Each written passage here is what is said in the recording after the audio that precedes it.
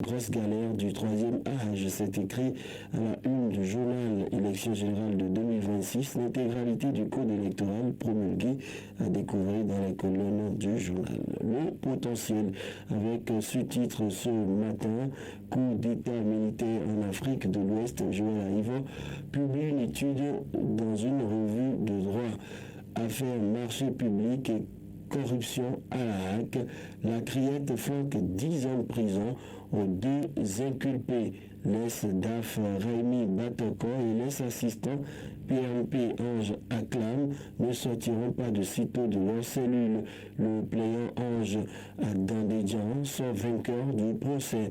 Revalorisation salariale des agents des collectivités territoriales décentralisées. À Troupeau, l'ANCB disent merci au gouvernement talent. L'association invite les SE et les maires à exécuter le plus rapidement possible cette mesure. Mesdames et messieurs, on va poursuivre avec le nouveau code électoral à la une du quotidien Le Potentiel. Nous sommes toujours en République du Bénin. Eh bien, le journal écrit que Talon promulgue la loi enseignement secondaire au Bénin.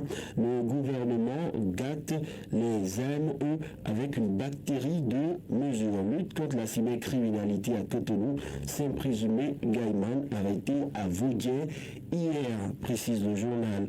On poursuit avec La Nation qui titre à ça une partenariat entre l'Union européenne et le Bénin, 109 milliards de francs CFA pour renforcer plusieurs secteurs. On poursuit avec l'alimentation en eau potable dans l'Atlantique, bonne évolution des chantiers ouverts à Alada. Et bien évidemment, on va retrouver un autre quotidien, Les 4 vérités, qui titre campagne de dépistage du cancer au sein,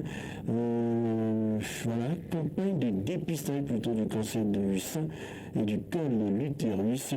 La santé des femmes détenues préoccupe la PB après contrôle de conformité par la Cour constitutionnelle, l'intégralité du code électoral promulgué par Talon.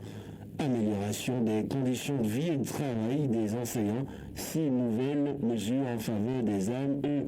Les AME avaient annoncé un sit-in pour ce mercredi. Rappelle le Canard. Criette à la page 2, un agent de la Poste du Bénin en prison pour abus de confiance. Il est accusé d'avoir dépensé de l'argent viré sur son compte postal par erreur. Audience à l'Assemblée nationale. Le président Vlavonu échange avec l'ambassadeur de la République fédérale d'Allemagne près le Bénin. Ils ont parlé du projet de voyage du président de l'Assemblée nationale en Allemagne. Nous souffle le Canard. Le même journal nous parle d'incidents techniques sur le réseau Bénin. Celtis rassure ses abonnés. Le haut débit est revenu. Une mesure prise pour accorder des bonus intéressants aux abonnés.